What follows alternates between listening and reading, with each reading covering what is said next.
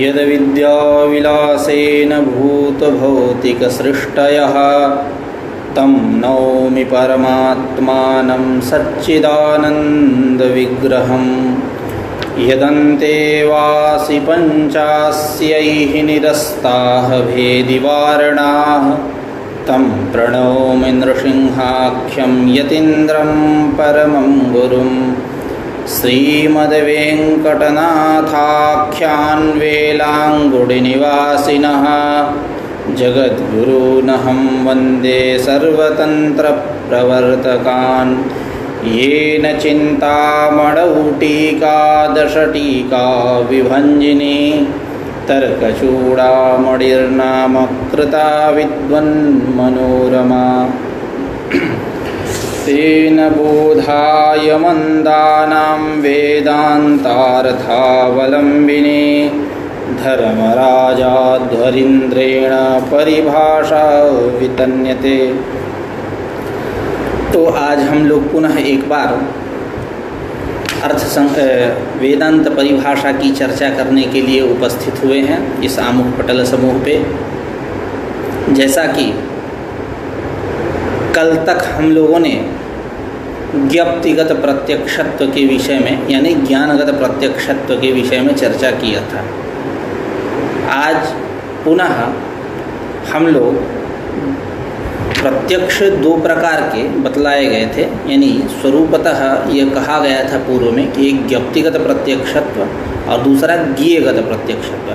तो ज्ञप्तिगत प्रत्यक्ष की चर्चा हम लोगों ने किया। आज ज्ञेयगत प्रत्यक्षत्व की चर्चा करेंगे, यानी ज्ञेयगत प्रत्यक्षत्व यानी विषयगत प्रत्यक्षत्व। ज्ञप्तिगत प्रत्यक्ष में क्या होता था कि वहाँ विषयावच्छिन्न चैतन्य का और अंतःकरण वृत्त्यवच्छिन्न चैतन्य का यानी प्रमाण चैतन्य का ऐक्य। यहाँ क्या है, ज्ञेयगत प्रत्यक्ष स्थल में प्रमात्र चैतन्य का यानी अंतःकरणावच्छिन्न चैतन्य का विषयावच्छिन्न चैतन्य के साथ अभेद होना। हम लोग ज्ञप्तिगत प्रत्यक्षत्व के विषय में तमाम परिष्कार करते आए थे। एक देशस्थत्व वहाँ दिए, एक कालीनत्व रखे, वर्तमानत्व रखे, योग्यत्व रखे। लास्ट में परिष्कृत लक्षण हुआ था तत्तद इंद्रिय योग्य वर्तमान विषयावच्छिन्न चैतन्याभिन्नत्वं तत्तदाकार वृत्त्यवच्छिन्न चैतन्यस्य तत्तदंसे प्रत्यक्षत्वं। यहाँ तक हम लोगों ने कल चर्चा किया। अब ज्ञेयगत प्रत्यक्ष यानी विषयगत प्रत्यक्षत्व के विषय में चर्चा कर रहे हैं। इसमें प्रमात्र चैतन्य का यानी अंतःकरणावच्छिन्न चैतन्यम त्रिविधम, तीन प्रकार के चैतन्य, एक प्रमात्र चैतन्य, दूसरा प्रमाण चैतन्य, तीसरा विषय चैतन्य। प्रमात्र चैतन्य यानी अंतःकरणावच्छिन्न चैतन्य प्रमात्र चैतन्य। प्रमाण चैतन्य मतलब अंतःकरण वृत्त्यवच्छिन्न जो चैतन्य है वो प्रमाण चैतन्य। विषय चैतन्य यानी घटपटादि जो विषय हैं तदवच्छिन्न जो चैतन्य है उसको हम बोलेंगे विषय चैतन्य।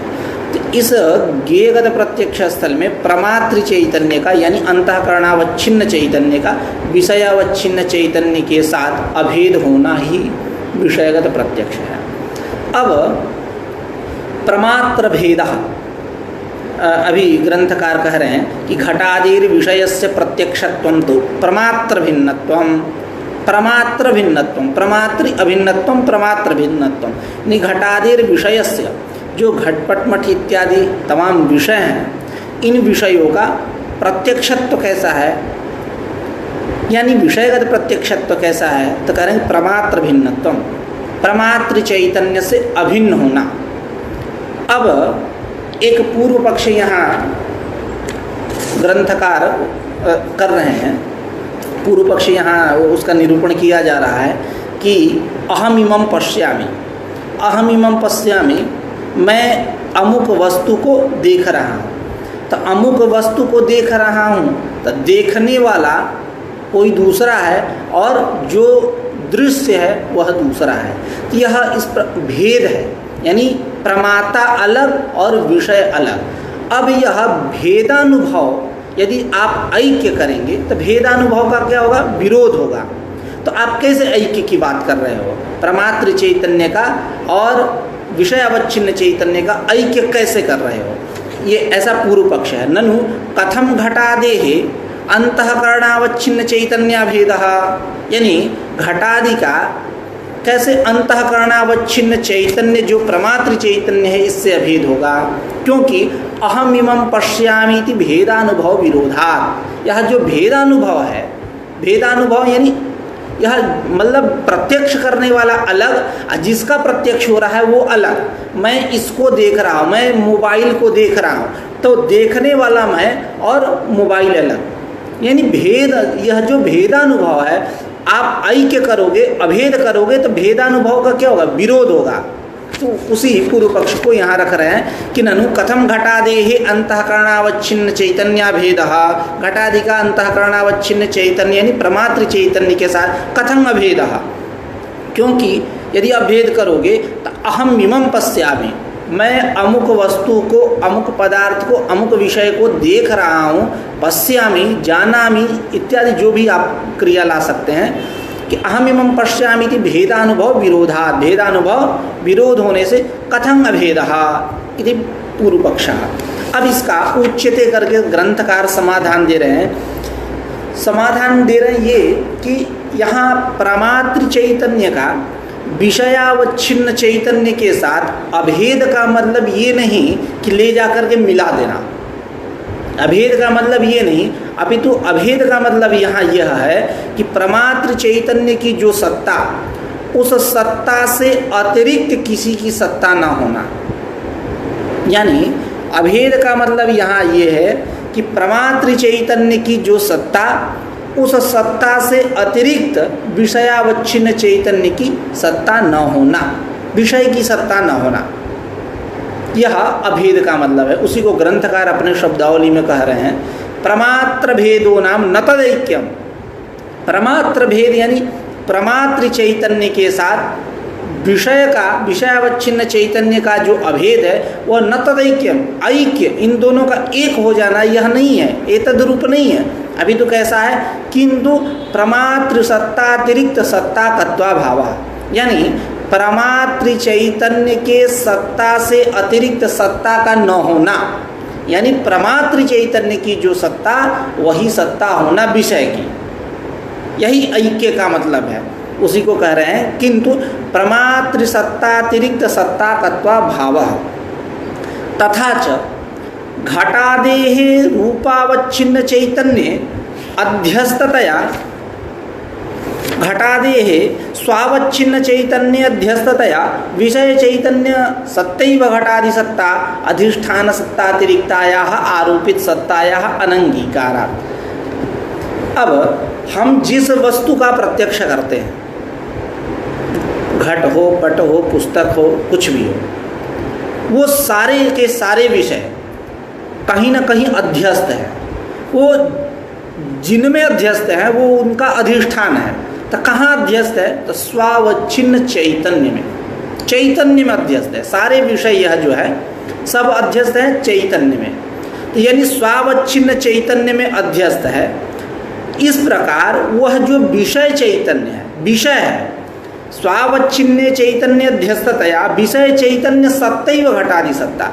इस प्रकार जो जिस चैतन्य में विषय अध्यस्त है, उस चैतन्य की जो सत्ता, वही सत्ता इन घटादि विषयों की है, एतद अतिरिक्त कोई सत्ता नहीं है।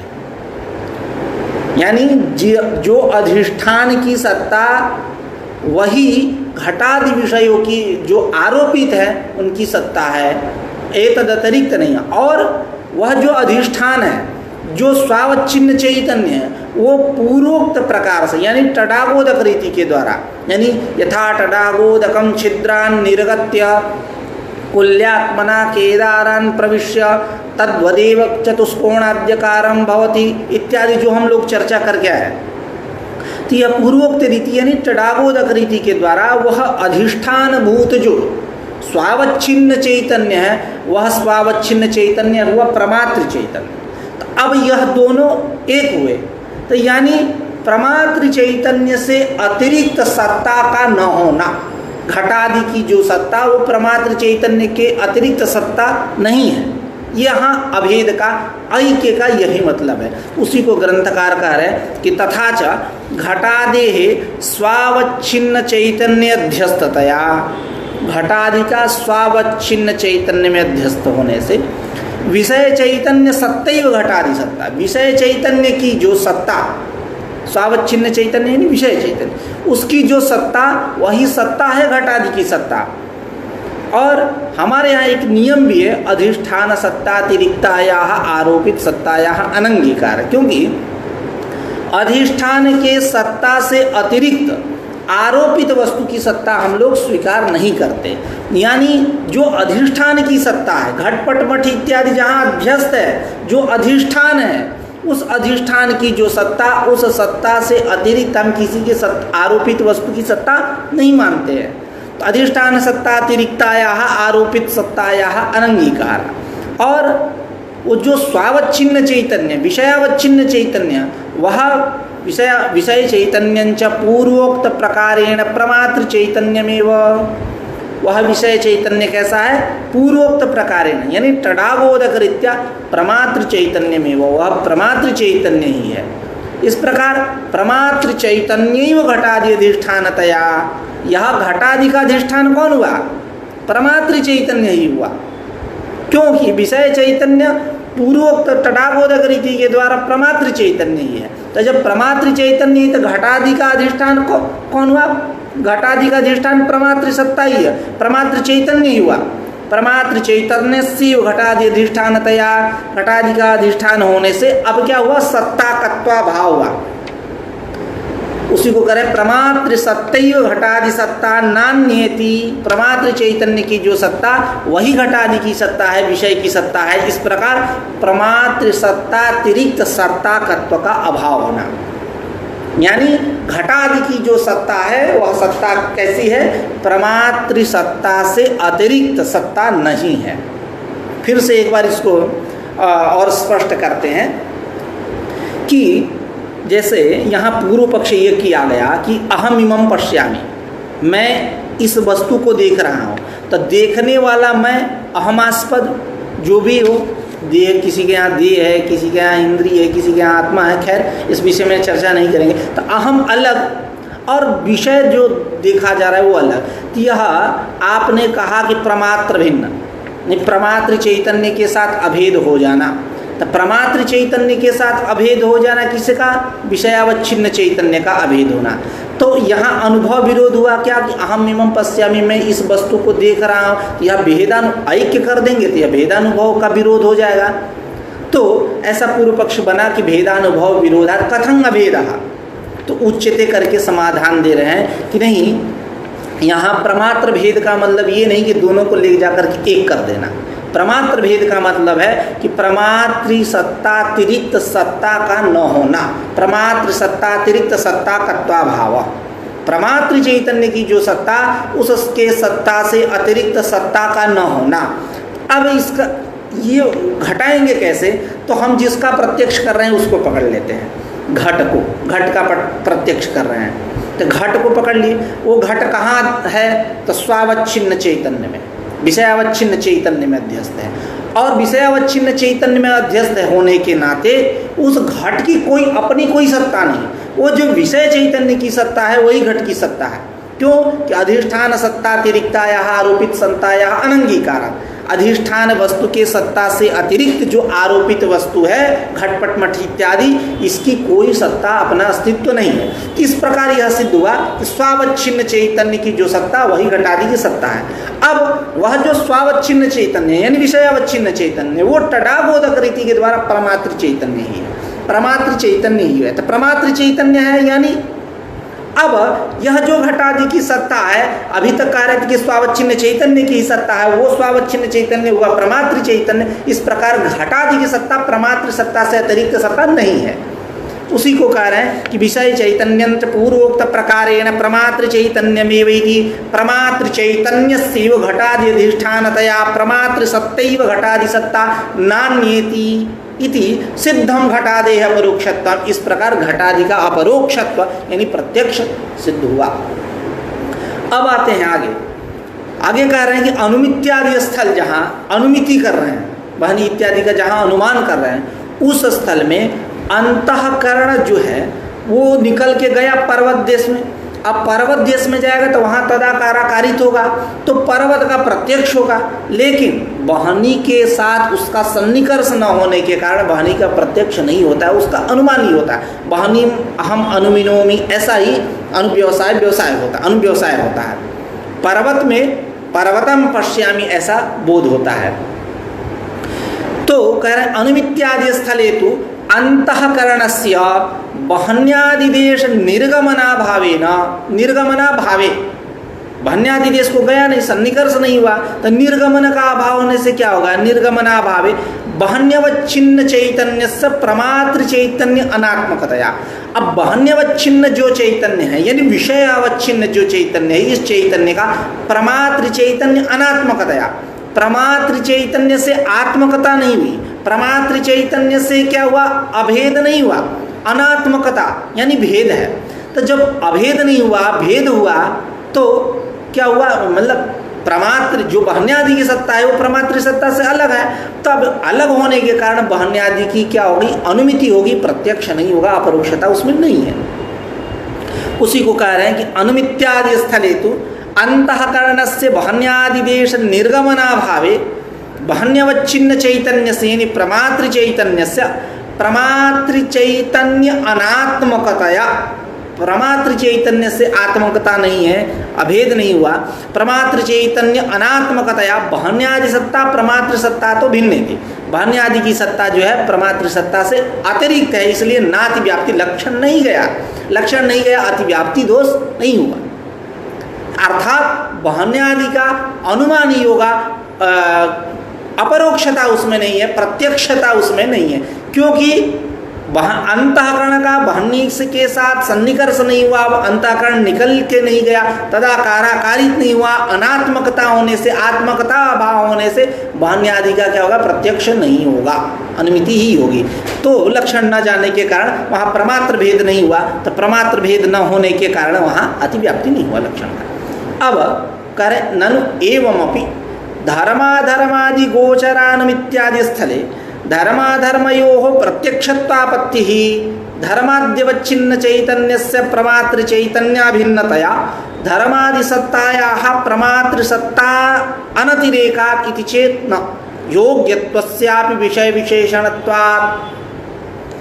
अब यहाँ पूर्व पक्ष किया जा रहा है कि ननु एवमपि, यानी प्रमात्र सत्तातिरिक्त इत्यादि, प्रमात्र सत्तातिरिक्तत्वाभावात् अभी हम लोगों ने चर्चा किया कि प्रमात्र भेदो नाम प्रमात्र सत्तातिरिक्त सत्ताकत्वाभाव इत्यादि जो लक्षण है, इस लक्षण का अनुमेय बहन्यादि स्थलों में गया नहीं, अतिव्याप्ति नहीं हुआ, उस अतिव्याप्त्य भावात् एवमपि, मतलब अति तत्र बहन्यादि स्थलौ अनुमेय रूप बहन्यादि बहन्यादौ पूर्वोक्तस्य लक्षणस्य अभावात् अगमनात् इति स्वीकारादेव एवमपि धर्माधर्मादि गोचरानुमित्यादि स्थले, जहाँ कैसी अनुमिति स्थल?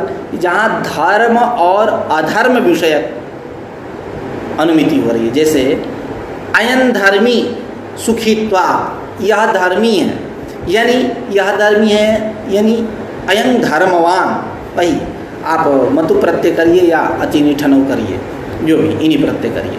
तो अयं धर्मी सुखित्वा, यह धर्मी है, क्यों? सुखी होने के कारण।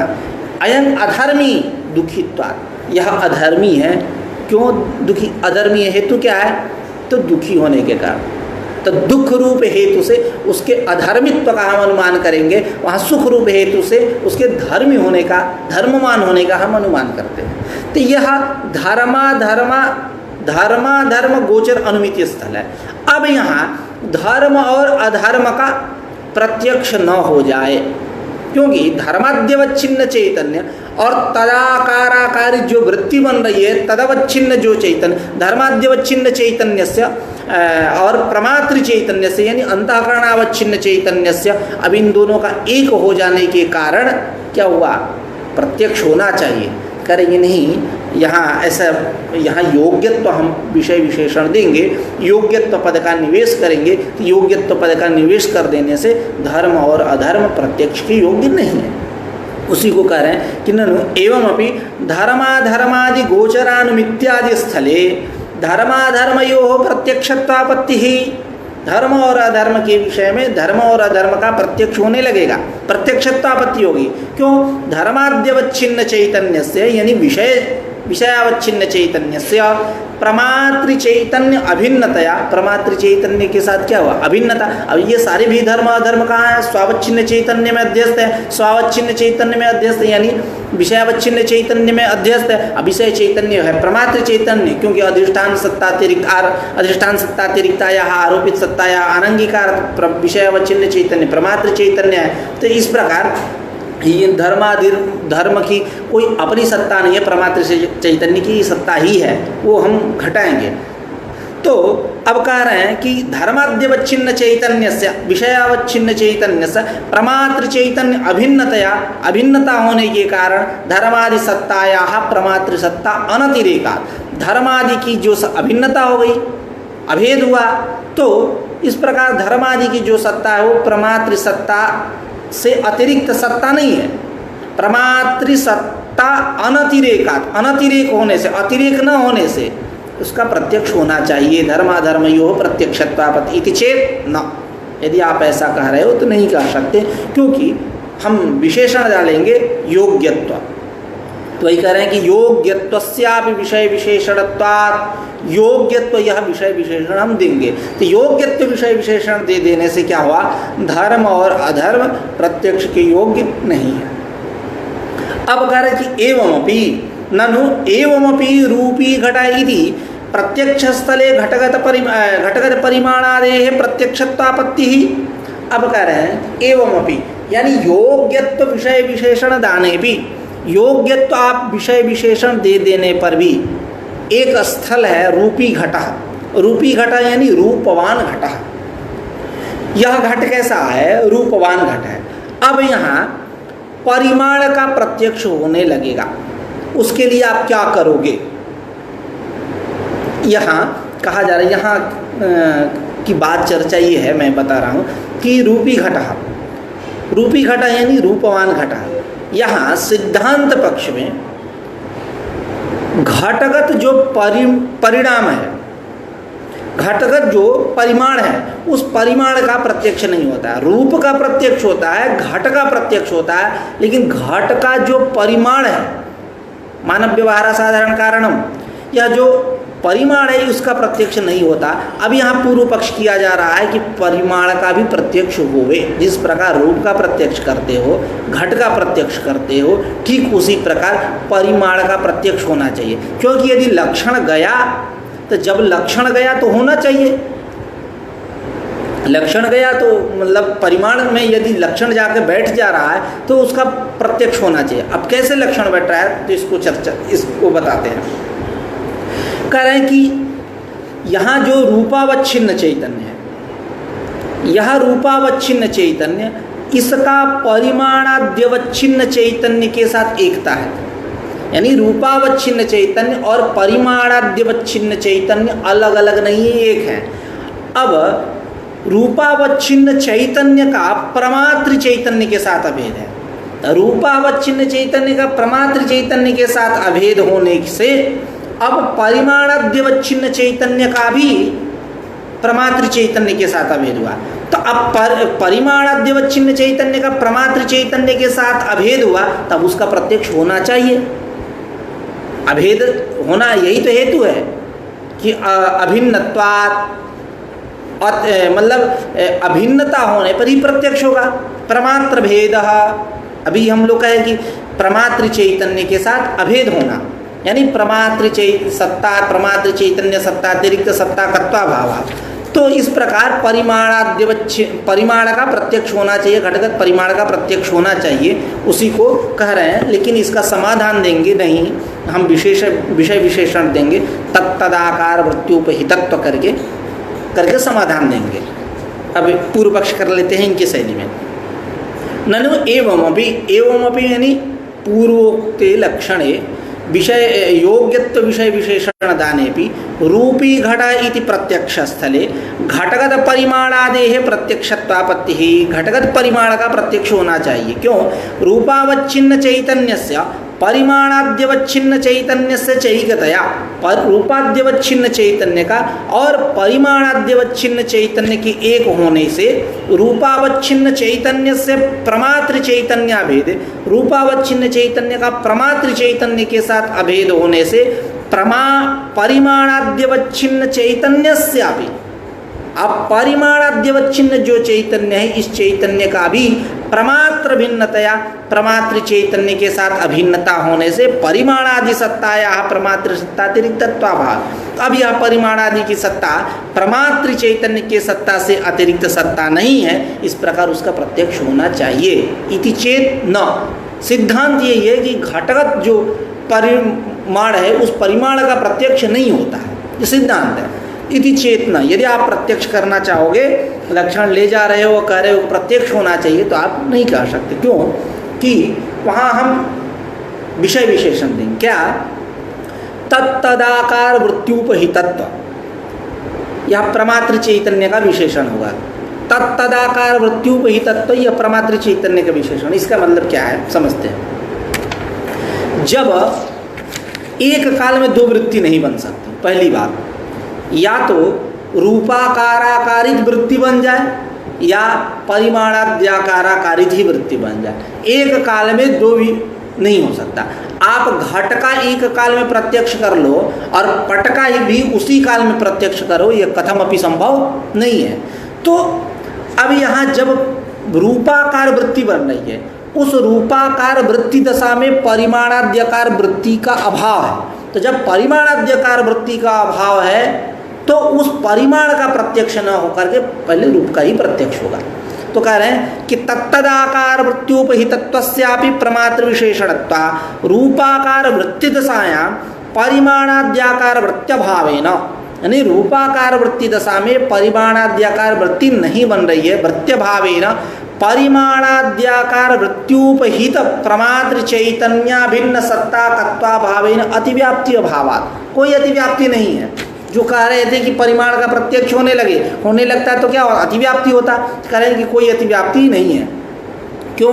कि रूपाकार वृत्ति दशायां, जब रूपाकार वृत्ति बन रही है उस स्थिति में परिमाणाद्याकार वृत्त्यभावेन परिमाणाद्याकार वृत्ति नहीं बनी, तब परिमाणाद्याकार वृत्त्युपहित, जो परिमाणाद्याकार वृत्ति से उपहित परिमाणाद्याकार वृत्त्युपहित प्रमात्र चैतन्य भिन्नत्व, प्रमात्र चैतन्य का अभिन्न होना उस परिमाण के साथ, प्रमात्र चैतन्य भिन्न सत्ताकत्वाभाव, अभिन्न सत्ताकत्व नहीं रहा।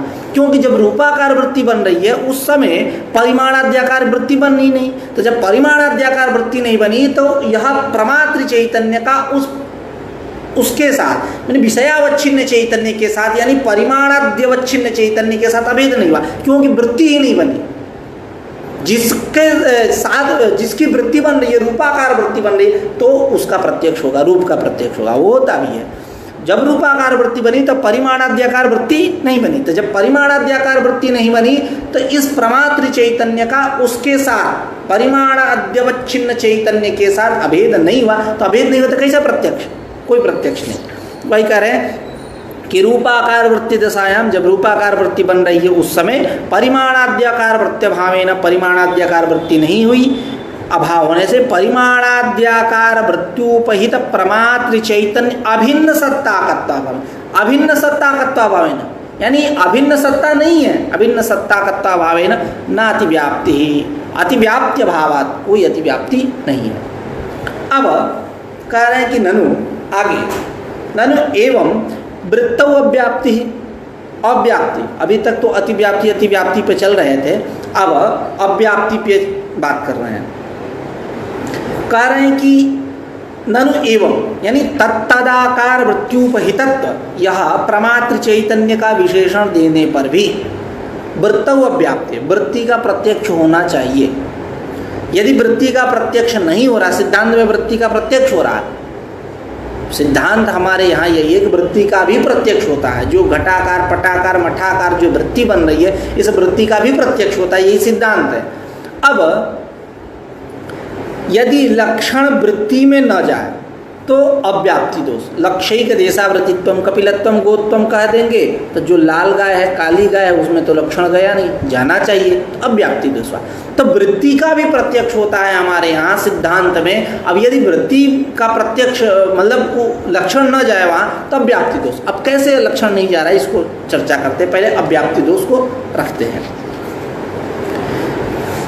बात यहाँ ये है कि यदि वृत्ति का प्रत्यक्ष करना है, उस वृत्ति का प्रत्यक्ष करने के लिए एक अलग वृत्ति माननी पड़ेगी, जो यानी एक पहली वृत्ति जिसका हम प्रत्यक्ष कर रहे हैं, एक उसके बगल में दूसरी वृत्ति जिसके द्वारा हम प्रत्यक्ष, क्योंकि वृत्ति माननी पड़ेगी तब ना इसका प्रत्यक्ष होगा। तो अब यह जो वृत्ति है दूसरी वृत्ति यह मानी गई, अब इसका प्रत्यक्ष करने के लिए तीसरी वृत्ति माननी पड़ेगी, तीसरी का प्रत्यक्ष करने के लिए चौथी वृत्ति, चौथी का करने के लिए पांचवी वृत्ति। इस प्रकार क्या होगा, अनवस्था होगी, अनवस्था प्रसंग होगा। यानी अनवस्था प्रसंग, यानी यदि अनवस्था प्रसंग को हम यदि दूसरे शब्दों में कहें तो विश्रांति भाव, कोई विश्रांति नहीं हो पाएगी।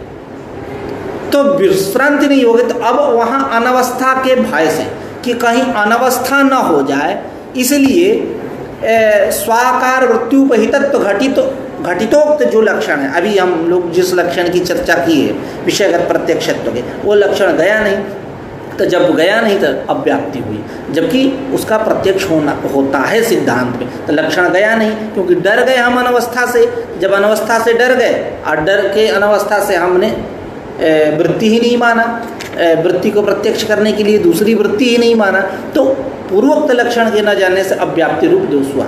उसी को कह रहे हैं ननु एवं वृत्तौ अव्याप्ति ही, यानी तत्तदाकार वृत्त्योपहितत्व प्रमात्र चैतन्य का विशेषण होने पर भी वृत्तौ अव्याप्ति, वृत्ति में अव्याप्ति हुई। कैसे, उसी अव्याप्ति का स्वरूप बतला रहे। अनवस्था भी या वृत्ति गोचर वृत्ति अनंगीकारेण, वृत्ति को अनवस्था भी, अनवस्था के डर से, अनवस्था है उस डर गया, अनवस्था के डर से वृत्ति गोचर वृत्ति अनंगीकारेण, वृत्ति गोचर वृत्ति को विषय, गोचरीन विषय, वृत्ति गोचर जो दूसरी वृत्ति उसको अनंगीकारेण अस्वीकारेण, अनंगीकारेण तत्र, तत्र यानी वृत्तौ, वृत्ति में स्वाकार वृत्त्युपहितत्व घटितोक्त लक्षणाभाव, स्वाकार यानी विषयाकार वृत्त्युपहितत्व, जो यह घटित जो लक्षण है विषयगत प्रत्यक्ष का लक्षण, क्योंकि अभी हम लोग यही चर्चा किया प्रमात्र चैतन्य सत्ता अतिरिक्त सत्ता कर्ताभाव, उसमें योग्यत्व पद दिए, उसमें तत्तदाकार वृत्त्युपहितत्व इत्यादि तमाम विषय विशेषण दिए।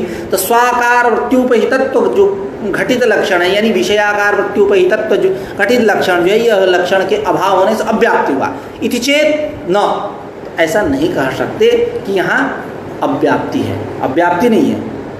क्यों कि कह रहे हैं कि आप को समस्या तब हो रही है जब वृत्ति का प्रत्यक्ष करने के लिए हम दूसरी वृत्ति मान रहे हैं, तब समस्या हो रही है। उसका प्रत्यक्ष करने के लिए तीसरी वृत्ति माननी पड़ रही है, तब समस्या हो रही है। हम दूसरी तीसरी वृत्ति माने, यह एक ही वृत्ति है, स्वयं विषय भी बनेगी और मतलब कल्पना कर देंगे और मतलब ग्राहक भी बनेगी, मतलब इसी का प्रत्यक्ष भी हो रहा है, यही गोचर भी है और यही ग्राहक भी है। तो इस प्रकार हम व्यवहार कर देंगे, कोई दूसरी तीसरी वृत्ति को हम मानने वाले नहीं है। इस प्रकार जो आप अनवस्था के डर से अनवस्था न हो जाए इसलिए डर गए थे और लक्षण गया नहीं, अव्याप्ति दिखा दिए थे, या कोई अव्याप्ति नहीं है, उसी को कह रहे हैं ग्रंथकार। इति चेतना अनवस्था भी या अनवस्था के डर से वृत्तेः वृत्त्यंतरा विषयत्वेपि, वृत्तेः वृत्त्यंतरा विषयत्वेपि, यानी एक वृत्ति वो दूसरे वृत्ति का विषय नहीं है। वृत्तेः वृत्त्यंतर अविषयत्वेपि स्वविषयत्वाभ्युपगमेन, हम क्या करेंगे, स्व-विषय बनाएंगे, वृत्ति स्वयं विषय बन रही, स्वविषयत्वाभ्युपगमेन स्वविषय वृत्त्युपहित प्रमात्र चैतन्य अभिन्न सत्ताकत्वस्य तत्रापि भावात्। क्या हुआ कि जब स्व विषयत्वाभ्युपगम कर लिए तो स्व विषय वृत्त्युपहित जो प्रमात्र चैतन्य, क्योंकि वृत्त्युपहित इसलिए बात हो रही है क्योंकि तत्तदाकार वृत्त्युपहितत्व दे दिया प्रमात्र चैतन्य में विशेषण। तो स्विषय यानी वृत्ति विषय वृत्त्युपहित प्रमात्र चैतन्य अभिन्न सत्ताकत्वस्य तत्रापि संभवात्। यह अभिन्न सत्ताकत्व वहाँ भी तत्रापि वृत्तौ अपि संभवात्, वृत्ति में भी है। इस प्रकार वृत्ति का प्रत्यक्ष होगा, कोई अव्याप्ति अव्याप्ति दोष नहीं है। वही कह रहे हैं स्विषय मैंने वृत्ति विषय प्रकृत स्थल में वृत्ति विषय वृत्त्युपहित प्रमात्र चैतन्य अभिन्न सत्ताकत्व से, यानी अभिन्न सत्ता होना यही तो प्रत्यक्ष है विषयगत। अभिन्न सत्ताकत्व से तत्रापि निवृत्तौ अपि भावात्, इस प्रकार वृत्ति का प्रत्यक्ष हुआ। एवं च अंतःकरण तद्धर्मादीनां केवल साक्षी विषयत्वेपि तत्तदाकार वृत्ति अभ्युपगमेन उक्त लक्षणस्य तत्रापि सत्त्वं न व्याप्ते। अब यहाँ एक अव्याप्ति दोष फिर दूसरी बात कर रहे हैं कि जो अंतःकरण है और अंतःकरण के कुछ धर्म हैं, कौन काम संकल्प विचिकित्सा श्रद्धा इत्यादि, जो भी सुख दुख इत्यादि जो भी, यह अंतःकरण के विषय है। और यहाँ आप आदि से प्रातिभाषिक ज्ञान प्रातिभाषिक रजत इत्यादि का ग्रहण कर लीजिए। अब ये सारे के सारे कैसे हैं? साक्ष्य वेद्य हैं। साक्ष्य वेद्य हैं यानी साक्ष्य चैतन्य के द्वारा वेद्य है, यानी केवल साक्षी वेद्य। तो केवल साक्षी वेद्य, तो केवल पद का यहाँ अर्थ क्या है? तो केवल मतलब वृत्त्यंतर रहितत्व, यानी वृत्तिराहित्य। केवल पद का क्या अर्थ है? तो वृत्तिराहित्य, वृत्त्यादि शून्यत्व, मतलब वही वृत्तिराहित्य, यानी केवल साक्षी वेद्य है, यानी अन्य कोई वृत्ति यहाँ नहीं बन रही है। तब यह करें कि अंतःकरण और उसके जो धर्म हैं आदि से आप ले लीजिए, प्रातिभाषिक रजत को ले लीजिए, ये सब साक्षी विद्या है। अंतःकरण एवं च अंतःकरण तद्धर्मादीना केवल साक्षी विषयत्वेपि, केवल साक्षी के विषय है होने से तत्तदाकार वृत्ति अभ्युपगमेन उक्त लक्षण से तत्रापि सत्ता नाव्याप्ति। अब यहाँ बात अव्याप्ति इसलिए हो रही थी कि जब यह केवल साक्षी के वेद्य हो जाएंगे तो यह जो उक्त लक्षण है तत्तदाकार वृत्त्युपहितत्व इत्यादि करके अभी जो प्रमात्र भेद विषयगत प्रत्यक्ष की हम चर्चा कर रहे हैं, ये लक्षण नहीं गया, केवल वो साक्षी वेद्य ही हो गए अंतःकरण और उसके धर्म, तो अव्याप्ति दोष हुआ। तो कह रहे हैं कि नहीं, यहाँ कोई अव्याप्ति दोष नहीं है, केवल साक्षी। इसी का अनुवाद करते हुए आगे एक बात और कहेंगे, उसकी चर्चा हम लोग करेंगे। अब यहाँ जो चर्चा है उसको कर लेते हैं। एवं जा अंतःकरण तद्धर्मादीनाम सुखादीनाम काम संकल्पादीनाम प्रातिभाषिक ज्ञान इत्यादि को ले लीजिएगा। केवल साक्षी विषयत्वेपि, केवल साक्षी चैतन्य की यह विषय होते हुए भी तत्तदाकार वृत्ति अभ्युपगमेन, यह जो प्रमात्र चैतन्य तत्तदाकार या अहमाकार सुखाकार दुखाकार इत्यादि तत्तदाकार वृत्ति अभ्युपगमेन उक्त जो लक्षण है या प्रमात्र भेद वाला विषयगत प्रत्यक्षत्व वाला लक्षण, उक्त लक्षण से तत्रापि मतलब अंतःकरण तद्धर्मादिस्वपि सत्वात् होने से कोई अव्याप्ति दोष नहीं है। फिर आगे कह रहे हैं कि न च अंतःकरण तद्धर्मादीनां वृत्ति विषयत्वाभ्युपगमे केवल साक्षी विषयत्वाभ्युपगम विरोध इति वाच्यम न वाच्यम। अब कह रहे हैं कि यह जो एक पहली बात, ये सिद्धांत है हम लोगों का, वेदांत सिद्धांत है। वेदांत सिद्धांत यही है कि यह जो अंतःकरण है या उसके धर्म हैं, यानी केवल साक्षी वेद्य है। तो जब केवल साक्षी वेद्य है यानी वृत्त्यादि राहित्य है, यहाँ कोई वृत्ति इत्यादि नहीं है, कोई वृत्ति का यह विषय नहीं है। तो अब यहाँ वृत्ति का भी विषय बना देना। आपने कहा कि नाव्याप्ति ही तत्तदाकार वृत्त्युपहितत्व, अभी बात कहे कि तत्तदाकार वृत्त्युपहितत्व लक्षण से तत्रापि सत्ता नाव्याप्ति ही, यानी वृत्ति का वो विषय बनाए उनको, अंतःकरण और उसके धर्म को। तो अब यह जो सिद्धांत है कि केवल साक्षी वेद्य है, तो अब केवल का क्या मतलब? अब आप वृत्ति वेद्य भी बता दे रहे हो, तो केवल साक्षी वेद्य जो सिद्धांत है, यह सिद्धांत क्या हुआ? विरोध हुआ, सिद्धांत से विरोध हो गया। तो करेंगे न वाच्यम, ऐसा नहीं कर सकते, क्योंकि यहाँ केवल साक्षी वेद्य का मतलब ये नहीं कि वृत्ति विषयता नहीं रहेगी, वृत्ति ऑलरेडी उसमें ऐड रहेगी कि जहाँ भी साक्षी वेद्यत्व है वहाँ वृत्ति विषयता है ही।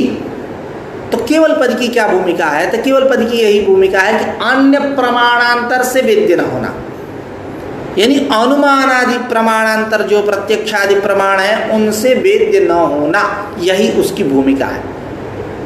उसी को कह रहे हैं कि न च अंतःकरण तद्धर्मादीना वृत्ति विषयत्वाभ्युपगमे, वृत्ति का विषय मान लेने से केवल साक्षी विषयत्वाभ्युपगम विरोधा, केवल साक्षी वेद्य है अंतःकरण तद्धर्म और प्रातिभाषिक इत्यादि ज्ञान जो केवल साक्षी वेद्य है, यह जो सिद्धांत है इस सिद्धांत से क्या वो विरोध हुआ। इति वाच्यम न वाच्यम, ऐसा नहीं कह सकते। क्यों? नहीं वृत्तिम बिना साक्षी विषयत्वम केवल साक्षी वेद्यत्वम, कह रहे हैं कि वृत्ति के बिना साक्षी विषयत्व का मतलब साक्षी का विषय होना, यानी केवल साक्षी वेद्यत्व। वृत्ति के बिना केवल साक्षी वेद्यत्व हो ही नहीं सकता, साक्षी विषयता हो ही नहीं सकती। तो ये कह रहे हैं कि नहीं वृत्ति बिना साक्षी विषयत्वम केवल साक्षी वेद्यत्वम संभवती, ऐसा कर लीजिए, जोड़ लीजिए कि वृत्ति के बिना साक्षी विषयत्व यानी साक्षी विषयता साक्षी वेद्यत्व नहीं हो सकता। तो क्या कहना चाहते हैं आगे? तो किंतु इंद्रियानुमानादि प्रमाण व्यापारमंतरेण साक्षी विषयत्वम, इंद्रियानुमान, इंद्रिय यानी प्रत्यक्ष, अनुमानादि प्रमाण व्यापार के बिना साक्षी विषयत्व साक्षी वेद्यत्व है। यानी इंद्रिय प्रत्यक्ष अनुमान इत्यादि जो प्रमाण है उन प्रमाण व्यापार के बिना साक्षी विषयत्व साक्षी वेद्यत्व है, केवल साक्षी वेद्यत्व है। यानी ये नहीं कह सकते कि वृत्ति बिना साक्षी विषयत्व केवल साक्षी वेद्यत्व है, वहाँ वृत्ति तो बनेगी ही बनेगी। उसी को कह रहे हैं कि नहीं वृत्ति बिना साक्षी विषयत्व केवल साक्षी वेद्यत्व, वृत्ति के बिना, वृत्ति को छोड़ करके साक्षी विषयत्व केवल साक्षी वेद्यत्व नहीं है, किंतु इंद्रिय अनुमानादि प्रमाण व्यापार अंतरेण बिना, इंद्रिय प्रत्यक्ष अनुमानादि प्रमाण व्यापार के बिना साक्षी विषयत्व साक्षी वेद्यत्व। अतएव इसीलिए अहंकार टीकाया, अहंकार टीका यानी जो अथातो ब्रह्म जिज्ञासा सूत्र है, उस सूत्र के ऊपर भगवत पाद शंकराचार्य के द्वारा जो भाष्य लिखा गया, उस भाष्य के ऊपर पद्मपादाचार्य के द्वारा जो पंचपादिका लिखी गई, उसका जो विवरण श्री प्रकाशाचार्य के द्वारा किया गया है, उसी को बोलते हैं अहंकार टीका। यानी भगवत अथातो ब्रह्म जिज्ञासा जो पहला सूत्र है, उस सूत्र के ऊपर भगवत पाद शंकराचार्य ने जो भाष्य लिखा, उस भाष्य के ऊपर पद्मपादाचार्य ने जो टीका लिखी, उस पंचपादिका, उस पंचपादिका के ऊपर जो विवरण लिखा गया उस श्री प्रकाशाचार्य के द्वारा, उसी को बोलते हैं अहंकार टीका। तो उसी को अतएव इसीलिए अहंकार टीकायाम, अहंकार टीका में आचार्य ही वेदांत मतलब वेदांताचार्य ही, वेदांतियों के द्वारा वेदांति भी अंतःकरण वृत्ति अंगीकृता। अंतःकरण की वृत्ति कैसे माने? अहंकारांतःकरण वृत्ति। तो अब यह अंतःकरण वृत्ति माने तो यह कैसे बात लगेगी? यह बात तभी लगेगी जबकि आप वृत्ति को लेकर के साक्षी वेद्यत्व मानोगे। यानी वृत्ति के बिना साक्षी वेद्यत्व मानेंगे तो वहाँ यह बात लगेगी ही नहीं। क्यों? कि जो अहंकार टीका है, इस अहंकार टीका में आचार्यों ने अंतःकरण की वृत्ति को स्वीकार किया। मतलब प्रातिभाषिक स्थल इत्यादि ले लीजिए, जो घड़ इदम रजतम इत्यादि ऐसे जो प्रतीति है, उसको भी हम आदि से ग्रहण किए ही, या अंतःकरण हुआ, चाहे उसके जो धर्म है सुख दुख इत्यादि, यहाँ आचार्यों के द्वारा अंतःकरण की वृत्ति माने, यानी वृत्ति विषयता, ये सब साक्षी वेद्य हैं, सब साक्षी वेद्य है। अंतःकरण धर्म ये सब साक्षी वेद्य है, लेकिन वहाँ वृत्ति भी माना। तो यह वृत्ति माना, यह वृत्ति मानने से यह बात निकल रही है कि केवल साक्षी वेद्यत्व मतलब इंद्रिय अनुमानादि प्रमाण व्यापार के बिना, वृत्ति बिना नहीं, वृत्ति तो रहेगी, वृत्ति विषयता रहेगी, इसलिए यह बात लगेगी। उनका यह जो अहंकार अंतःकरण की वृत्ति माना गया यह संगत होगा। तो कह रहे अतएव अहंकार टीकायाम आचार्यैः अहंकारांतःकरण वृत्ति अंगीकृता। अतएव प्रातिभासिक रजत स्थले जो इदम रजतम इत्यादि प्रातिभासिक व्यवहारिक नहीं, प्रातिभासिक रजत स्थले रजताकारा विद्यावृत्ति सांप्रदायिक ही अंगीकृता। प्रातिभासिक जो रजत स्थल है इदम रजतम, यहाँ इदम विशेषक रजतत्व प्रकार ज्ञान स्थल में आचार्यों के द्वारा ये सब क्या है साक्षी वेद्य है, लेकिन वहाँ आचार्यों के द्वारा अविद्याकाराकारित वृत्ति माना गया। तो अविद्याकाराकारित वृत्ति माना गया यानी साक्षी वेद्यत्व है, वहाँ अविद्याकाराकारित वृत्ति वेद्यत्व भी है। यदि आप मानोगे कि वृत्ति के बिना केवल साक्षी वेद्यत्व, तो यह जो आचार्यों का अभ्युपगम है यह विरोध हो जाएगा इससे। तो वही कर अतएव प्रातिभासिक रजत स्थले रजताकारा विद्यावृत्ति सांप्रदायिकैः वेदांत सांप्रदायिकैः अंगीकृता। तथा च अंतःकरण तद्धर्मादिषु, अंतःकरण और उसके जो धर्म है केवल साक्षी वेद्येषु, तथा च अंतःकरण तद्धर्मादिषु केवल साक्षी वेद्येषु वृत्त्योपहितत्व घटित लक्षणस्य सत्वात् ना व्याप्ति। इस प्रकार वृत्त्योपहितत्व घटित जो पूर्वोक्त लक्षण है प्रमात्र चैतन्य का, उस लक्षण को यहाँ आ जाने से ना व्याप्ति अव्याप्ति रूप दोष कोई नहीं है। जो आप अव्याप्ति दिखा रहे थे कि अंतःकरण और उसके जो धर्म हैं केवल वृत्ति इनमें वृत्ति विषयत्व मानने से केवल साक्ष्य वेद्यत्व यह जो सिद्धांत है यह सिद्धांत से विरोध हुआ था। तो उस प्रसंग में ये सारी बातें कहे थे और अव्याप्ति दोष इसलिए दिखा रहे थे क्योंकि यह जो स्वाकार वृत्त्योपहितत्व घटितोक्त लक्षण जो है यह लक्षण जब नहीं जाएगा तो अव्याप्ति ही दोष होगा। क्यों नहीं गया? क्योंकि यहाँ जो इदम रजतम है, इदम रजतम यहाँ रजतावच्छिन्न जो चैतन्य, यह चैतन्य यानी विषयावच्छिन्न चैतन्य और अंतःकरण वृत्त्यवच्छिन्न जो चैतन्य है प्रमात्र चैतन्य, यह इन दोनों का मतलब अभेद अभाव होने के कारण तत्तदाकार वृत्त्युपहितत्व घटित यह जो लक्षण है प्रमात्र चैतन्य का लक्षण जो है प्रमात्र भेद है, यह लक्षण के न जाने से अव्याप्ति रूप दोष हुआ। तो वही कह रहे हैं कि ना व्याप्ति शंका भी, अव्याप्ति की कोई शंका नहीं है। तो अतएव प्रातिभासिक रजत स्थले रजताकारा विद्यावृत्ति ही सांप्रदायिक ही अंगीकृता तथा च अंतःकरण तद्धर्मादिषु केवल साक्षी वेद्येषु, केवल साक्षी वेद्य होने पर भी केवल साक्षी वेद्येषु वृत्त्युपहितत्व घटित लक्षण से सत्वात्, यह जो वृत्त्युपहितत्व घटित लक्षण जो है स्वाकार वृत्त्युपहितत्व घटित जो लक्षण है विषयाकार वृत्त्युपहितत्व, क्योंकि तत्तदाकार वृत्त्युपहितत्व प्रमात्र चैतन्य का विशेषण रहा, तो वृत्त्युपहितत्व घटित लक्षण के सत्ता हो जाने से कोई दोष नहीं है, अव्याप्ति दोष नहीं है। अब इसका परिष्कृत लक्षण करते हुए ग्रंथकार कह रहे हैं तदयम निर्गलितोर्थ, निर्गलित अर्थ क्या हुआ विषयगत प्रत्यक्षत्व का? तो कह रहे हैं स्वाकार वृत्त्युपहित प्रमात्र चैतन्य सत्तातिरिक्त सत्ताकत्व शून्यत्वे सति योग्यत्वम विषयस्य प्रत्यक्षत्वम।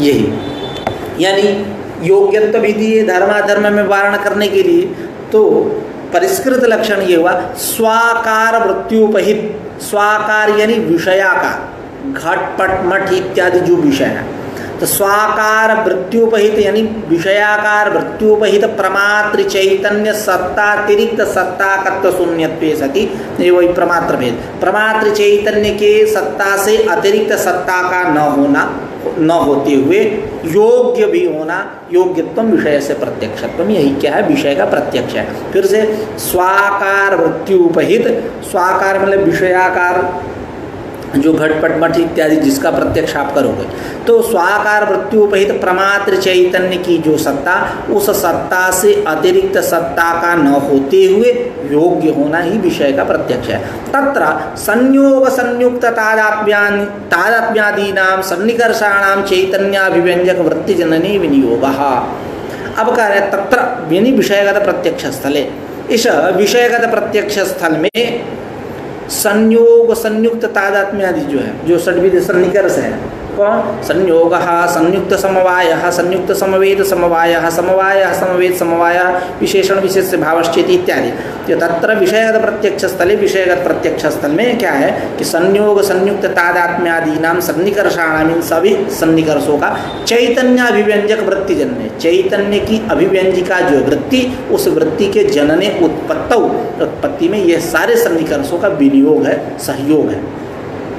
तत्र उसी को करें, तत्र संयोग संयुक्त तादात्म्यादीनां सन्निकर्षाणां चैतन्याभिव्यंजक वृत्तिजन्य विनियोगः सा च वृत्तिश्चतुर्विधा। अब इसकी चर्चा हम लोग कल करेंगे। यह वृत्ति 4 प्रकार की होती है, संशय, निश्चय, गर्व, स्मरण। इसकी कर हम लोग चर्चा करते हैं। आज की चर्चा यहीं समाप्त करते हैं। कल पुनः एक नई ऊर्जा के साथ मिलते हैं। नमस्कार।